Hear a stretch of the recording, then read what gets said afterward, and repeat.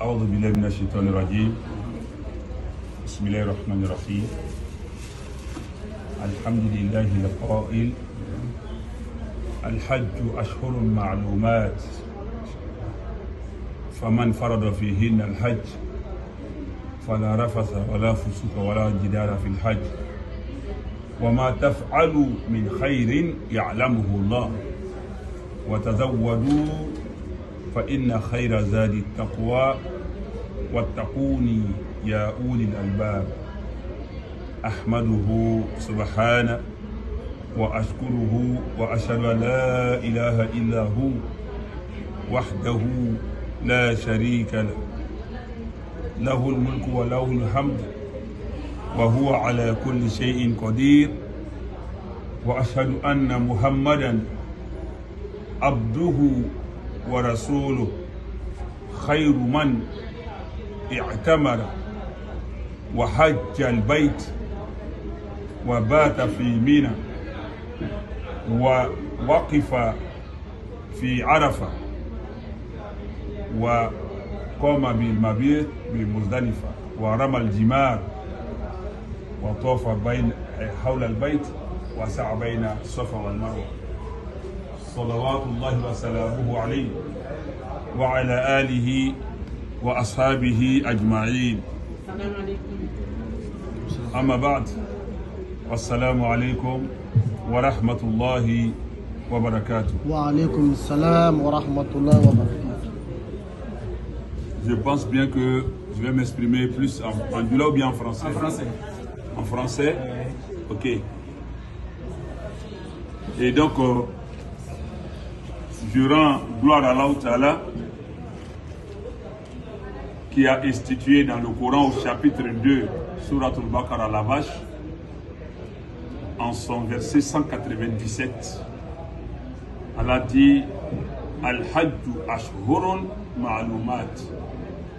Le Hajj s'effectue en des mois bien déterminés, bien connus, à savoir le mois de Shawwal, qui est le mois qui suit le mois de Ramadan, le 10e mois lunaire, le mois de Zulqa'ada, qui est le 11e mois, et les 10 premiers jours du mois de Zulhijjah, ou pour ne pas dire les 13 premiers jours du mois de Zulhijjah, dans lequel nous sommes, et aujourd'hui est le 3e jour, pour l'an 1444.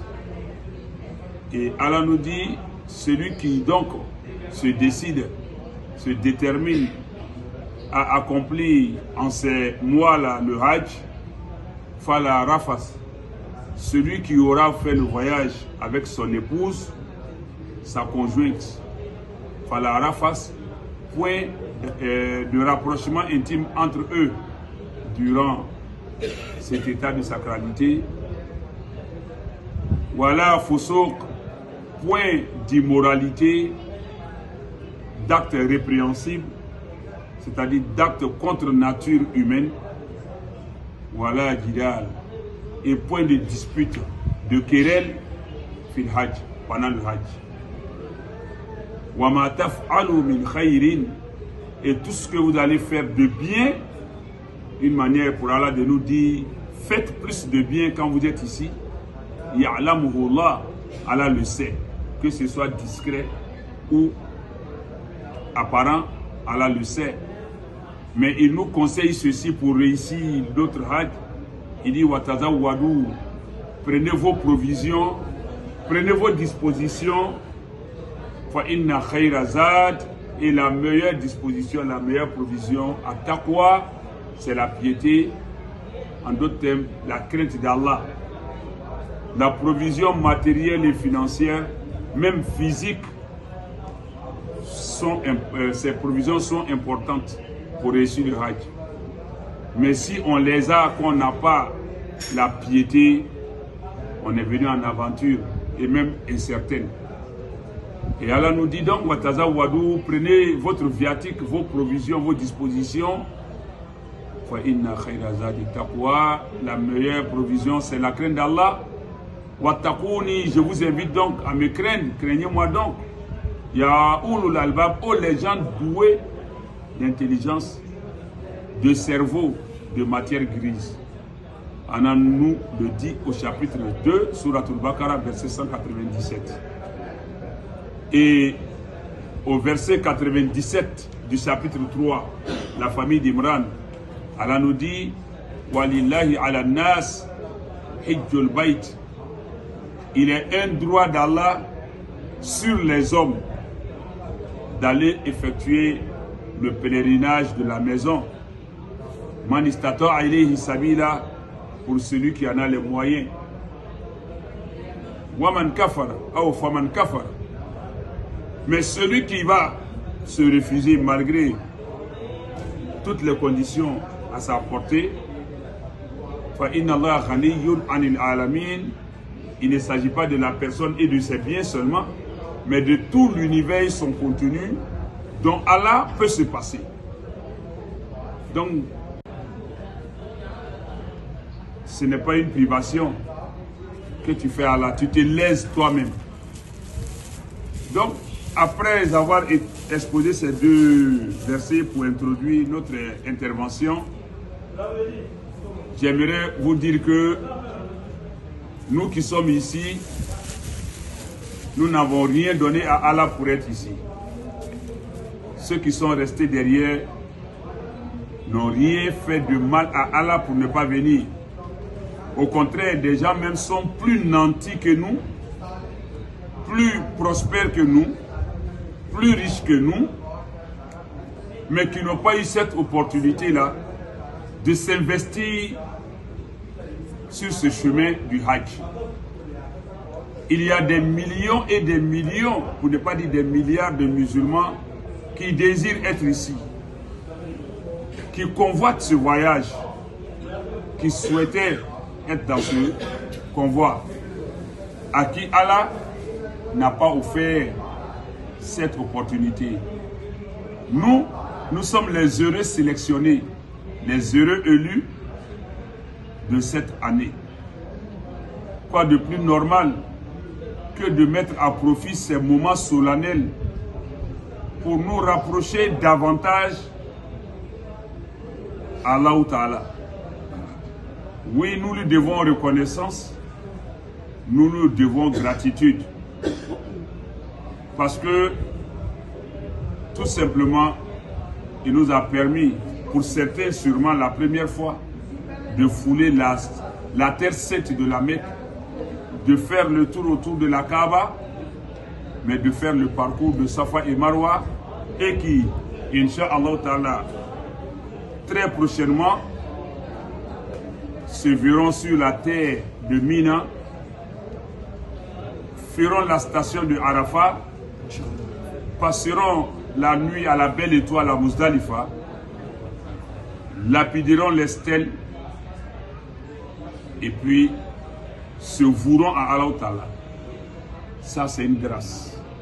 C'est pourquoi le prophète a dit, sallallahu alayhi wa sallam, il dit que le Hajj est bien accompli et agréé par Allah Ta'ala. Laysa lahu jazaa'un illa al-jannah. Le Hajj n'a pas d'autres mérites, d'autres récompenses, d'autres salaires que le paradis. C'est comme si je disais en Doula, paradis te egila. Egi te paradis te egila. Ça peut paraître un peu grossier, peut-être incompréhensible pour certains. Mais quand on dit paradis, le salaire, l'argent que nous on a ici, la monnaie, que nous on appelle ici, pour certains dollars, d'autres euros, d'autres la livre sterling, et ainsi de suite. En tout cas, les moyens financiers pour s'acquérir le bien, c'est ça qu'on appelle la fortune, l'argent.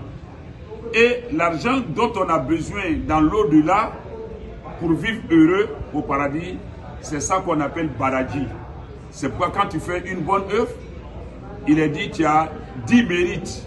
On ne peut même pas dire le vrai nom, on dit tu as 10 mérites, 10 récompenses ou 10 degrés. Ça, c'est la monnaie de l'au-delà qu'on appelle comme ça.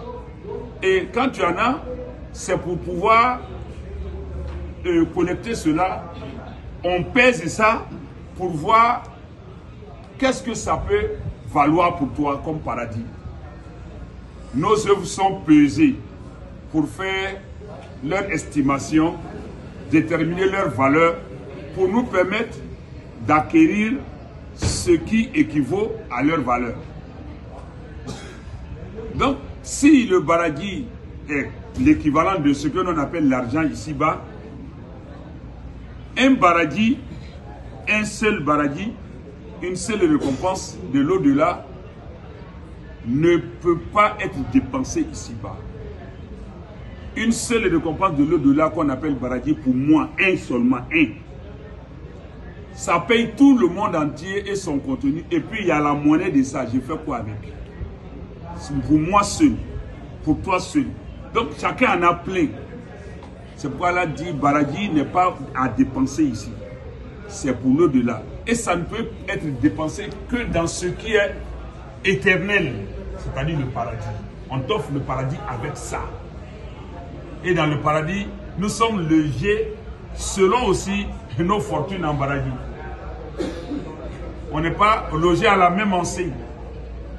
Et donc le Hajj n'a pas ce paradis parce que je cherche l'argent pour me construire un immeuble. Mais si quelqu'un m'offre l'immeuble, l'argent sert à quoi à ce moment?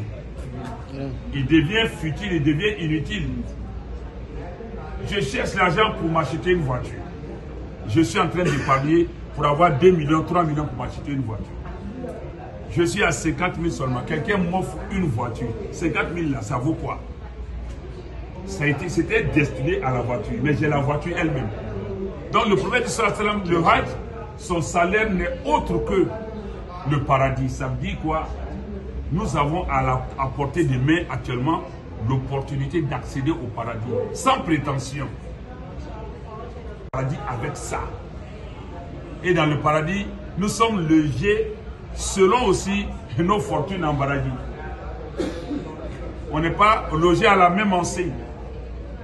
Et donc le Hajj n'a pas ce paradis parce que je cherche l'argent pour me construire un immeuble. Mais si quelqu'un m'offre l'immeuble, l'argent sert à quoi à ce moment? Il devient futile, il devient inutile. Je cherche l'argent pour m'acheter une voiture. Je suis en train d'épargner pour avoir 2 millions, 3 millions pour m'acheter une voiture. Je suis à 50 000 seulement. Quelqu'un m'offre une voiture. 50 000 là, ça vaut quoi? C'était destiné à la voiture. Mais j'ai la voiture elle-même. Donc le prophète sallallahu alayhi wa sallam, le Hajj, son salaire n'est autre que le paradis. Ça me dit quoi? Nous avons à portée des mains actuellement l'opportunité d'accéder au paradis. Sans prétention. Mais c'est ça. Le paradis qui est à nos pieds, à notre portée, pourvu qu'on se consacre avec recueillement, concentration, spiritualité, qu'on donne un sens à notre présence ici. Qu'on ne soit pas évasif, distrait. Sinon, je l'ai toujours dit, il y a 2 groupes dans nos avions qui viennent vers ici. 2 groupes de personnes, pas 3, 2. Ceux qui viennent au Hajj et ceux qui viennent à la Mecque. Tout le monde vient à la Mecque, mais tout le monde ne vient pas au Hajj. Celui qui vient au Hajj vient forcément à la Mecque. Mais celui qui vient à la Mecque ne vient pas forcément au Hajj. Parce qu'il vient par curiosité, il vient pour s'attirer la renommée, la réputation d'avoir réalisé l'exploit de se faire appeler Hajj ou bien Hajja. Et pour ça, on dépense des millions, on dépense de l'énergie, on dépense de son temps, on abandonne ses activités. Notre Hajj ne doit pas être ça. Mais si tel était, chacun se connaît mieux que quiconque ici. Allah nous connaît mieux que nous. Il lit dans nos consciences, dans nos intentions.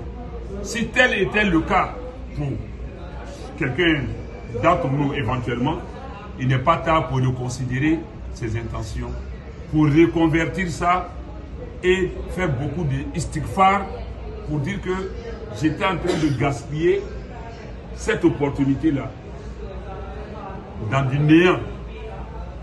Donc on revoit, on reconsidère, on dit Allah, qu'Allah me pardonne et qu'Allah me préserve de toute ostentation, de tout exhibitionnisme dans mon hajj.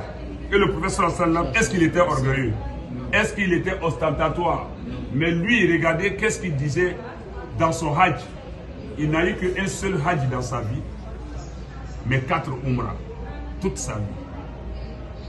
Il a fait d'abord plusieurs umrah avant de faire le seul hajj qu'il a eu à faire dans sa vie. Mais ce seul hajj-là, ça a coïncidé aussi avec un vendredi, le jour de Arafat a coïncidé avec vendredi. Ça fait que les gens ont des superstitions, des hérésies pour dire si Arafat tombe vendredi, ils donnent trop d'explications. Il n'y a aucun sens d'autre qu'on a eu ces privilèges de coïncider avec le même jour que le professeur. C'est tout. Il n'y a rien d'autre derrière. Mais le professeur, le seul hajj qu'il a accompli dans sa vie, lui qui était l'homme le plus humble, il disait, après avoir endossé son ihram, ça s'était sacralisé, il a dit quoi? Allahumma, oh mon Seigneur Allah, hijjatan, voici que j'ai endossé la tenue pour accomplir le hajj pour ta satisfaction. La riya'an wa la sum'a fiha.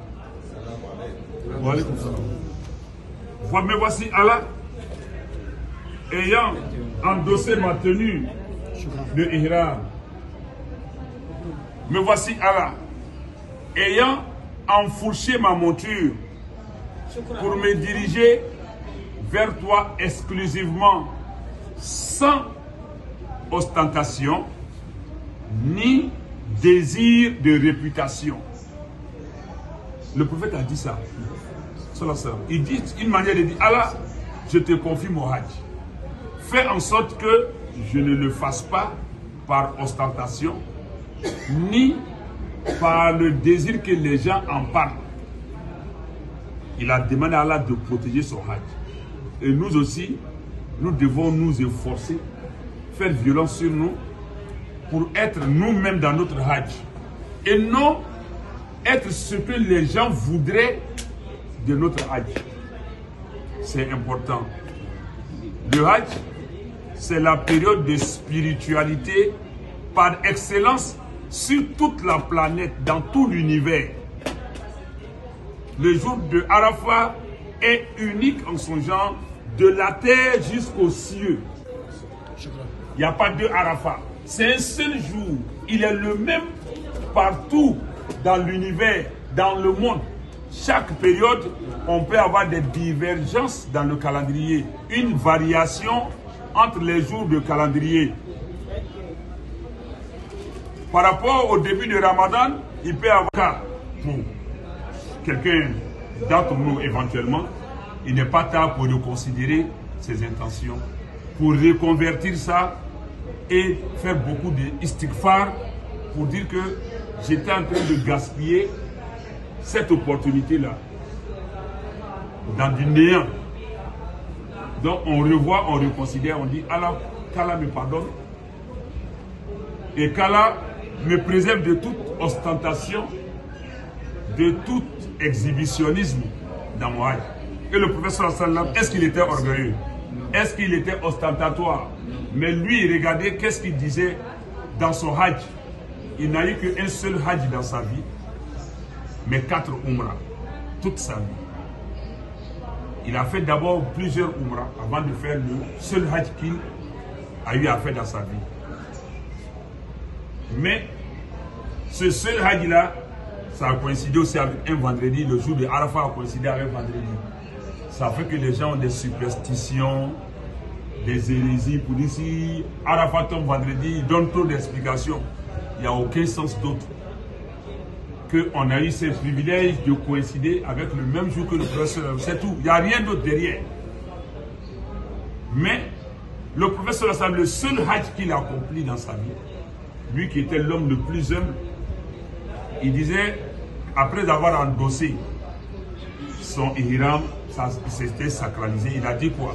Allahumma, oh mon Seigneur Allah, hijjatan, voici que j'ai endossé la tenue pour accomplir le hajj pour ta satisfaction. La riya'an wa la sum'a fiha. Me voici Allah ayant endossé ma tenue de ihram. Me voici Allah ayant enfourché ma monture pour me diriger vers toi exclusivement, sans ostentation ni désir de réputation. Le prophète a dit ça. Il dit une manière de dire: Allah, je te confie mon hajj. Fais en sorte que je ne le fasse pas par ostentation ni par le désir que les gens en parlent. Il a demandé à Allah de protéger son hajj. Et nous aussi, nous devons nous efforcer, faire violence sur nous pour être nous-mêmes dans notre hajj. Et non être ce que les gens voudraient de notre hajj. C'est important. Le hajj, c'est la période de spiritualité par excellence sur toute la planète, dans tout l'univers. Le jour de Arafat est unique en son genre, de la terre jusqu'aux cieux. Il n'y a pas deux Arafat. C'est un seul jour. Il est le même partout dans l'univers, dans le monde. Chaque période, on peut avoir des divergences dans le calendrier. Une variation entre les jours de calendrier. Par rapport au début de Ramadan, il peut y avoir variation d'un jour. Les fêtes, même chose. Et les 11 mois de l'année, ou bien les 12 mois, il peut y avoir des variations de jours. Mais pour montrer que Allah est un, l'islam est un, Allah a fait en sorte qu'il n'y a jamais eu de divergence sur le jour du Arafat. Jamais. Le monde entier est unanime là-dessus. Parce que ça part des humains, en passant par les génies, les anges, jusqu'à Allah lui-même, qui n'ont pas de variation dans ce jour. Il est unique. Arafat, c'est Arafat. Au point que le prophète sallallahu alayhi wa sallam lui-même a dit Al-Hajju Arafat. Il dit le Hajj véritablement, c'est le jour de Arafat qu'il se décide. Si tu as raté Arafat, il faut revenir une autre fois pour accomplir le Hajj. Dites-lui de s'asseoir. Ça me perturbe quoi. Dites-lui ça va. Thank you. Thank you. Shukran. Donc, qui parle l'arabe? Oui. Inch'Allah, ça n'attend. Donc, comme je le dis, faisons en sorte d'être les heureux élus à qui Allah va pardonner le jour de Arafat. Avec qui Allah montre sa fierté, il s'enorgueillit devant ses anges. Faisons tout pour être parmi ceux-là. Et qu'Allah facilite cela. Amen. Donc le Hajj même c'est Arafat. Et Allah nous met au défi. Depuis la création du monde jusqu'à ce jour, jusqu'à la fin, il n'y a pas une communauté qui fait l'unanimité comme les musulmans. Sur ce point-là. Quelle que soit ton obédience, ton bord, ton idéologie, ta secte, si tu te réclames de l'islam, il n'y a pas de débat sur Arafat. Ça nous montre que le cordon ombilical des musulmans, son ihram, ça s'était sacralisé. Il a dit quoi? Allahumma, oh mon Seigneur Allah, hijjatan, voici que j'ai endossé la tenue pour accomplir le hajj pour ta satisfaction. La riya'an wa la sum'a fiha. Me voici Allah ayant endossé ma tenue de ihram. Me voici Allah ayant enfourché ma monture pour me diriger vers toi exclusivement, sans ostentation ni désir de réputation. Le prophète a dit ça. Il dit une manière de dire, Allah, je te confie mon hajj. Fais en sorte que je ne le fasse pas par ostentation, ni par le désir que les gens en parlent. Il a demandé à Allah de protéger son hajj. Et nous aussi, nous devons nous efforcer, faire violence sur nous, pour être nous-mêmes dans notre hajj. Et non être ce que les gens voudraient de notre hajj. C'est important. Le hajj, c'est la période de spiritualité par excellence sur toute la planète, dans tout l'univers. Le jour de Arafat est unique en son genre, de la terre jusqu'aux cieux. Il n'y a pas deux Arafat. C'est un seul jour. Il est le même partout dans l'univers, dans le monde. Chaque période, on peut avoir des divergences dans le calendrier. Une variation entre les jours de calendrier. Par rapport au début de Ramadan, il peut y avoir variation d'un jour. Les fêtes, même chose. Et les 11 mois de l'année, ou bien les 12 mois, il peut y avoir des variations de jours. Mais pour montrer que Allah est un, l'islam est un, Allah a fait en sorte qu'il n'y a jamais eu de divergence sur le jour de Arafat. Jamais. Le monde entier est unanime là-dessus. Parce que ça part des humains, en passant par les génies, les anges, jusqu'à Allah lui-même, qui n'ont pas de variation dans ce jour. Il est unique. Arafat, c'est Arafat. Au point que le prophète sallallahu alayhi wa sallam lui-même a dit Al-Hajju Arafat. Il dit le Hajj véritablement c'est le jour de Arafat qu'il se décide.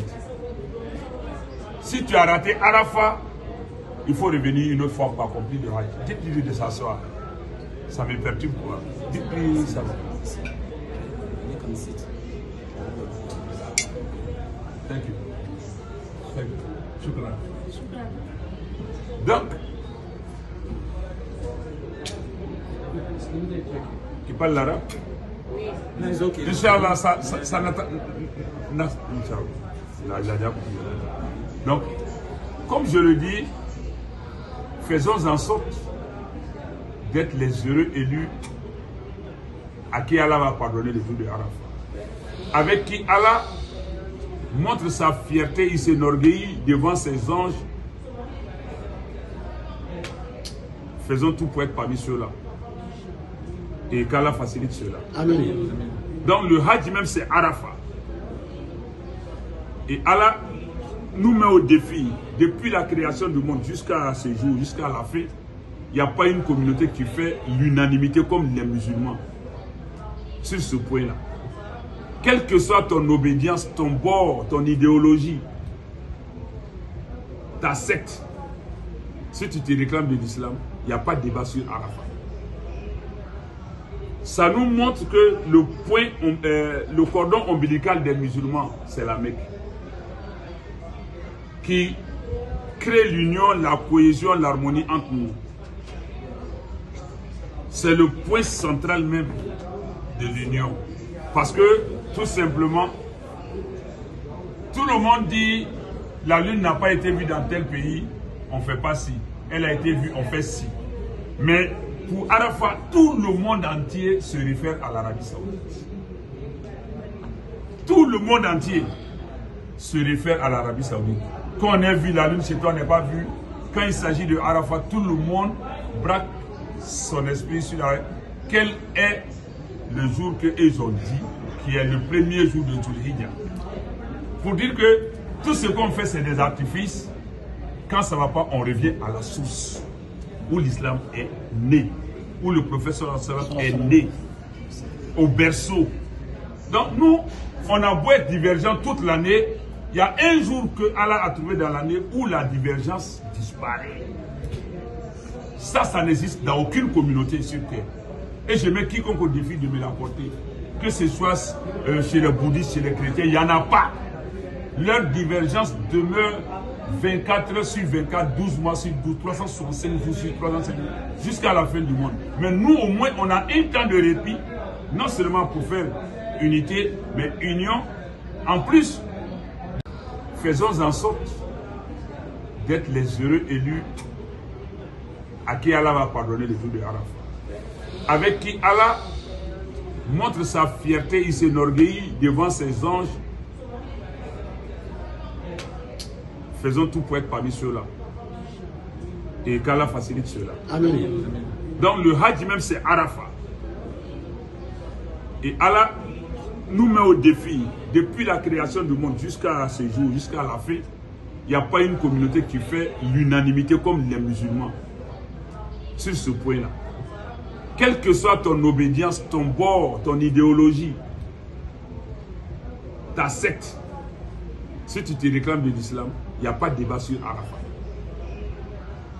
Ça nous montre que le cordon ombilical des musulmans, c'est la Mecque. Qui crée l'union, la cohésion, l'harmonie entre nous. C'est le point central même de l'union.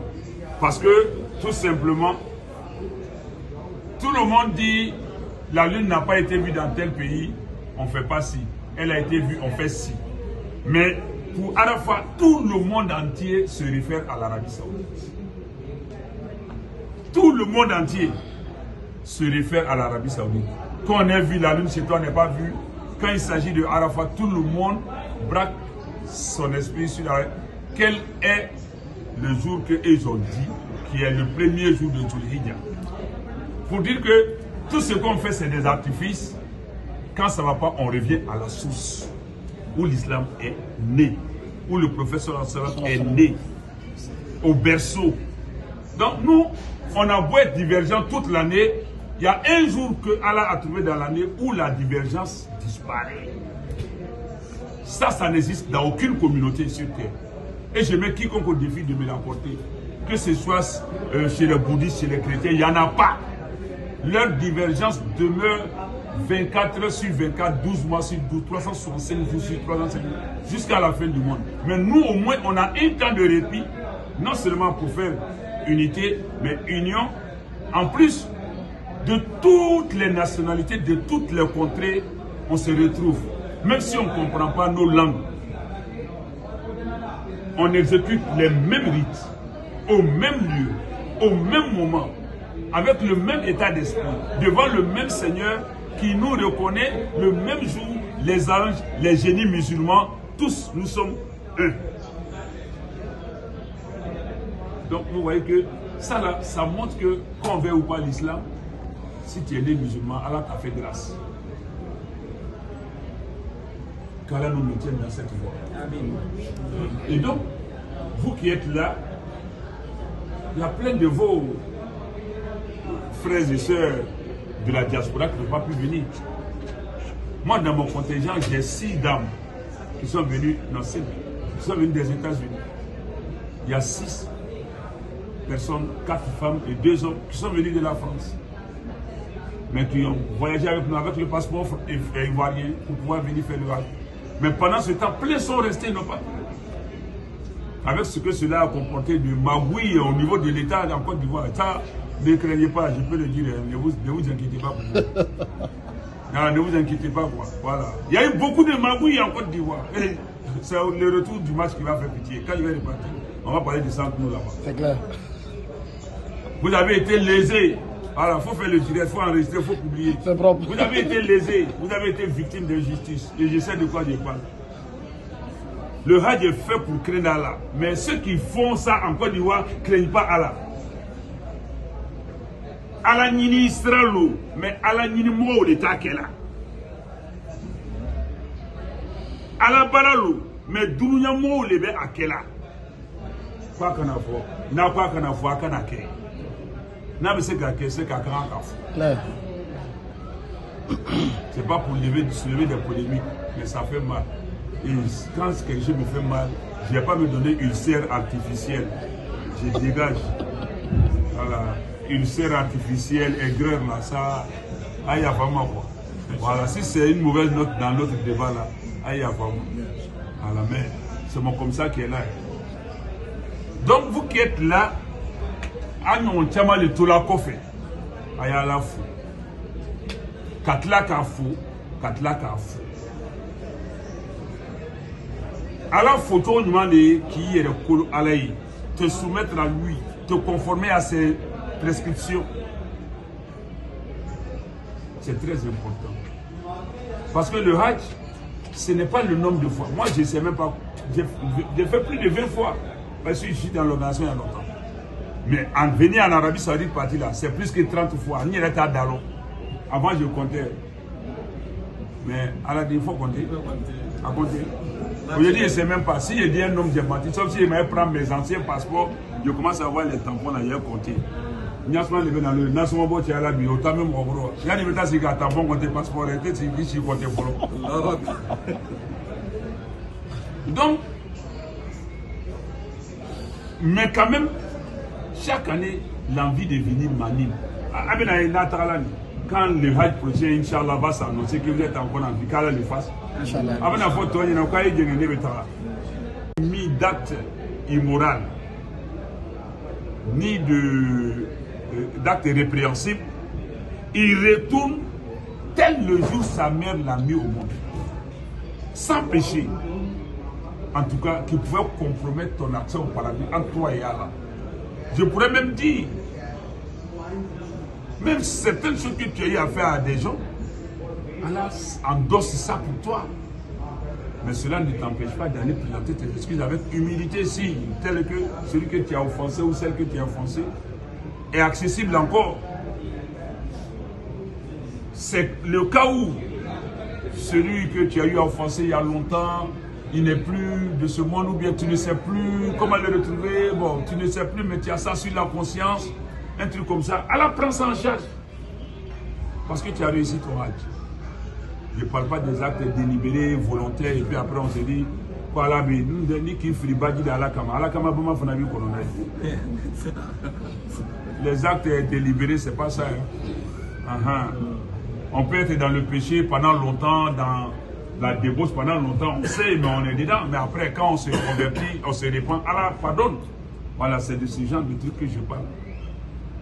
Donc, on a tout aujourd'hui pour être en symbiose, en reconnexion avec Allah pour ceux qui sont déconnectés, mais en renforcement de la connexion pour ceux qui ont maintenu la connexion. Et quand j'arrivais, j'ai dit à Mme Fofana, il dit, mais vous habitez loin. Ce n'est pas l'éloignement qui compte. C'est la raison qui nous amène. Parce que quand le cœur est porté sur quelque chose, la distance n'agit pas dessus. Quand on a le cœur porté sur quelque chose, la distance n'a pas d'effet. On ne sent pas l'éloignement en fait. Mais quand le cœur n'est pas sur quelque chose, il est à côté de toi, tu l'ignores même, tu es indifférent même, tu ne sais même pas que la personne est là, mais ça te répugne, tout ça. Donc, au fait, l'hôtel étant loin de la mer, beaucoup chez nous là-bas, plein sont là-bas, là, c'est comme tu dors dans la mosquée même, hein, côté étatique et puis le groupe ivoirien. Voilà, mais combien vont à la mosquée? Namara Karambo, bon, de la connaissance là, monsieur là, békéré. Il y a dans les lettres qui y a un million de bladi, la connaissance là, monsieur là. Pourquoi tout est là, monsieur là, monsieur là, le Kabbalah? Tu vas foutre que non. Il y a deux choses que les gens confondent. Le prophète a dit sallallahu alayhi wa sallam, le territoire de la Mecque a une superficie sacrée. C'est-à-dire qu'il y a une délimitation, il y a une zone qui est sacrée. Mais dans la zone sacrée qu'on appelle Al-Haram Al-Maki, il y a Al-Masjidul Haram qui est la mosquée sacrée maintenant aussi. Donc quand tu es dans la zone sacrée, d'ailleurs on a accès à la zone sacrée que quand on est musulman.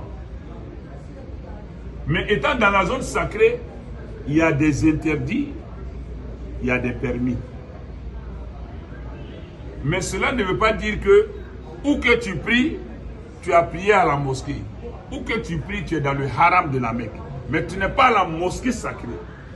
Sinon, quand tu prends le chapitre 17 du Coran, Surat al-Isra, Allah a dit Alhamdulillahi ladhi asra bi abdihi laylan min al-masjid al-haram ila al-masjid al-aqsa. Béni, loué, exalté, soit Allah qui a transporté son serviteur de la mosquée sacrée de la Mecque à la mosquée éloignée de Jérusalem.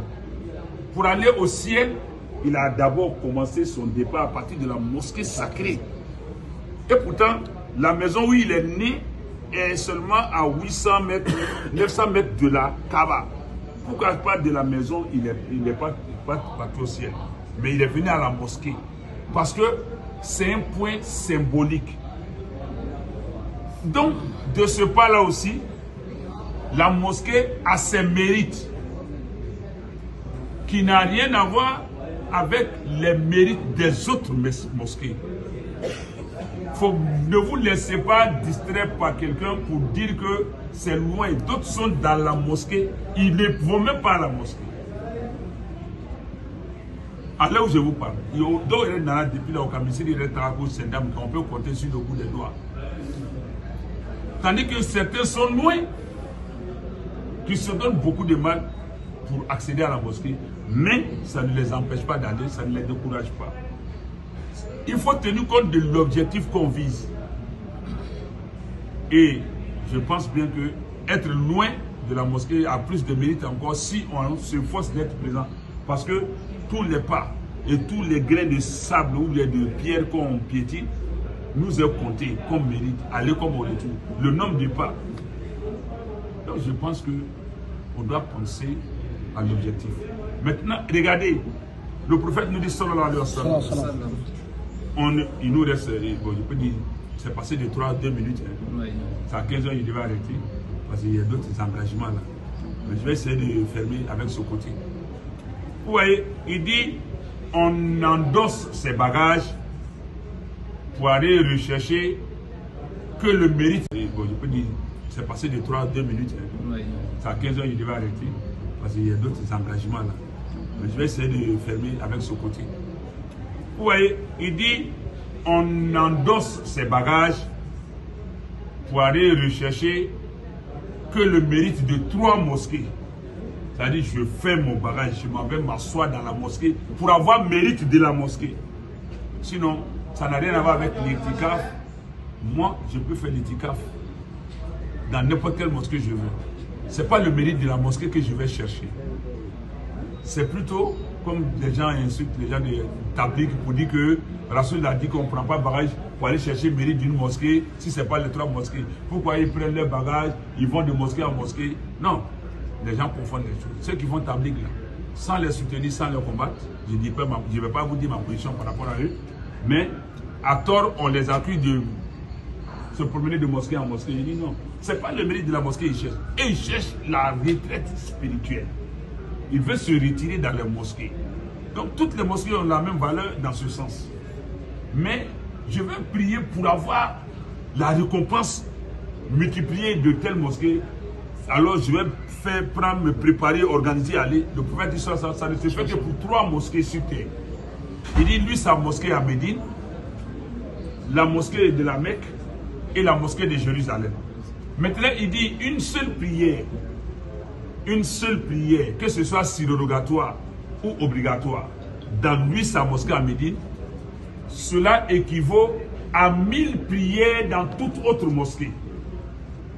C'est-à-dire quoi? Tu as fait une seule prière surrogatoire dans sa mosquée, c'est l'équivalent de 1000 prières surrogatoires ailleurs. Tu as fait une prière obligatoire dans sa mosquée à Médine, c'est l'équivalent de 1000 prières obligatoires dans une autre mosquée. Ça veut dire que je fais un seul jour, ou bien une seule prière de Fajr, c'est-à-dire une seule prière seulement dans la mosquée. Les 1000, ça équivaut aux 5 prières dans une autre mosquée pendant 6 mois et 20 jours, sans rater une seule prière. C'est-à-dire une seule prière obligatoire dans la mosquée du prophète sallam à Médine, que ce soit surrogatoire ou obligatoire, ça équivaut aux 5 prières enchaînées sans manquer une seule, ni un seul jour, dans une autre mosquée, pendant 6 mois et 20 jours. Donc les 5 prières dans la mosquée du prophète sallam à Médine, là, les 5 prières d'un seul jour, ou bien j'ai eu 5 prières, en tout cas quand on met 5 prières ensemble, ça équivaut à 2 ans, 9 mois et 10 jours de prières, les 5 prières ailleurs. Ça dit Fada Loru. ala kira ya misiri la sallallahu alaihi wasallam Madina iya fada lolu be soro tele kelen kono walma i ka dɔ sɔrɔ bi ka dɔ sɔrɔ mais ni sera ka fada lolu sɔrɔ a kɔnɔ fada lolu ni a bɛ bɛn san 2 kalo kɔnɔntɔn tele 10 fada lolu seli la misiri wɛrɛ la i ma lon bila i ma lɛb dɔ sauter. Imagine tu as fait 2 jours, 3 jours de prière. Mais là encore, ce qui est intéressant, Médine, son séjour là n'est pas obligatoire dans le Hajj. C'est souhaité, c'est recommandé. Mais on peut venir faire le Hajj, faire tout ici, sans même aller à Médine. Mais comme c'est une opportunité, on est à côté. Donc, pourquoi quitter loin, être tout près, et puis repartir, et ne pas être sûr de pouvoir revenir. Au cas où on doit aller, et puis par respect pour le président, donc partout où tu es, tu fais cela sur lui, ça passe. Mais, comme il a donné le mérite de la mosquée, Mine, au bel et à Médine. C'est tout ça qui nous fait partir à Médine. Médine, il n'y a pas d'autre activité que ça. Mais, d'où on a tout ça, nous, ça, nous, en Balagao. Sans nous, comme ça, sont des collectionneuses, on en a collectionné là. Mais indépendamment de ça, Mousso il est tous sané ni sanou de la tête, bonne do fana tcheba koro do fana de la sanou, au fana de la tout. Là, ni comme mako, eh, qui bam so sara sode.